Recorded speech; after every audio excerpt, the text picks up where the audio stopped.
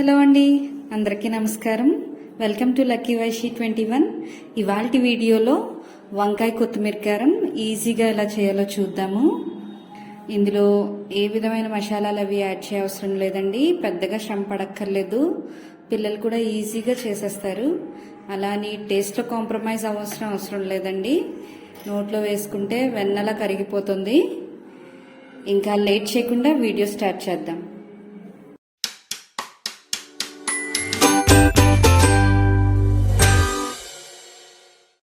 ముందుగా అరకేజీ వంకాయల్ని, మీడియం సైజ్ వంకాయలండి, లేతగా ఉండాలి.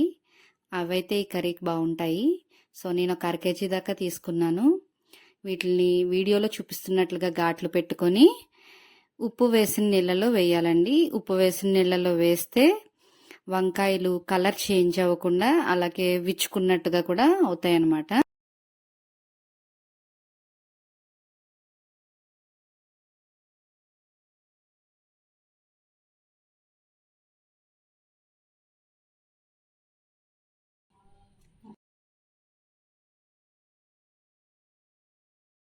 ఇప్పుడు వంకాయలో పెట్టడానికి స్టఫింగ్ ప్రిపేర్ చేసుకుందామండి. దానికోసం ఇక్కడ నేను 2 కట్టల దాకా కొత్తిమీర తీసుకున్నాను. ఫ్రెష్ కొత్తిమీర తీసుకోండి. అలాగే 10 పచ్చిమిర్చి తీసుకున్నానండి.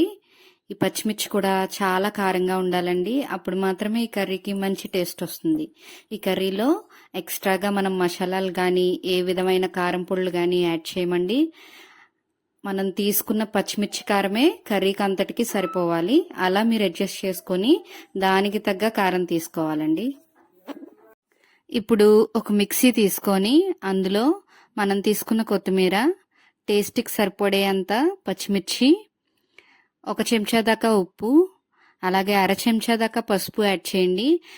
ఇంకా ఏ విధమైన మసాలాలు కూడా యాడ్ చేయవలసిన అవసరం లేదండి ఈ కర్రీకి. జస్ట్ ఇది మాత్రమే కోర్స్గా గ్రైండ్ చేసుకుంటే సరిపోతుంది. వాటర్ ఏమీ యాడ్ చేయకండి. మీరు యాక్చువల్గా కొత్తిమీరలో ఉన్న వాటర్ కంటెంటే సరిపోతుంది. కచ్చబచ్చగా పేస్ట్ కింద అవుతుంది. ఇప్పుడు ఆ పేస్ట్ని తీసుకొని ఘాట్లు పెట్టిన వంకాయల్లో నీళ్లు యాడ్ చేసి స్పూన్తో స్టఫ్ చేసుకోండి. చేయి పెడితే చాలా కారం పడుతుందండి తర్వాత. సో చేయి మాత్రం పెట్టకండి.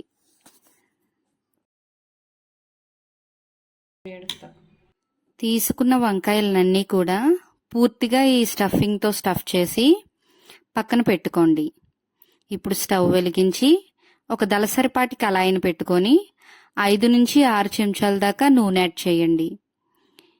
కొంచెం ఈ కర్రీకి ఎక్కువ నూనె పడుతుందండి.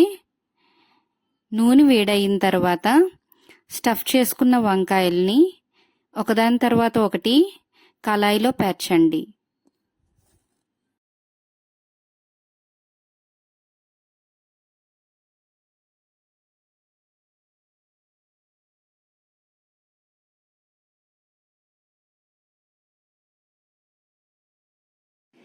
ఈ కర్రీలో ఏ విధమైన వాటర్ కూడా యాడ్ చేయకూడదండి. మీరు వేసిన నూనెతో మాత్రమే ఈ వంకాయలు మగ్గుతాయి. ఇప్పుడు కర్రీ మూత పెట్టి 10 నిమిషాల పాటు వంకాయలు మగ్గనివ్వండి. 10 నిమిషాల తర్వాత గరిటె పెట్టి వంకాయల్ని జాగ్రత్తగా ఒకదానికొకటి తగలకుండా వేయించుకోవాలండి. లేదంటే వంకాయ విడిపోతుంది.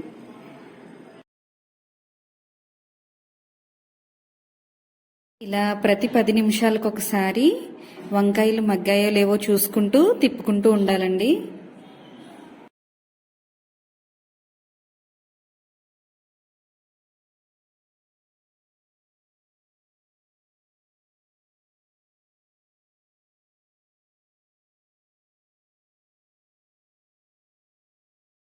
అరగంట తర్వాత మొక్క బాగా మగ్గుతుందండి.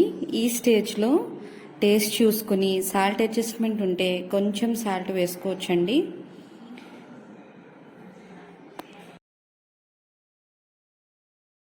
కొత్తిమీర కారం వంకాయలకు బాగా పట్టి కూర సిద్ధమవుతుందండి. గుత్తి వంకాయని తలదన్నే వంకాయ కొత్తిమీర కారం రెడీ అవుతుందండి. ఈ కర్రీ చారులోకి కానీ పప్పుచారులోకి కానీ బాగుంటుంది. మామూలుగా కూడా వైట్ రైస్లో కూడా చాలా బాగుంటుందండి.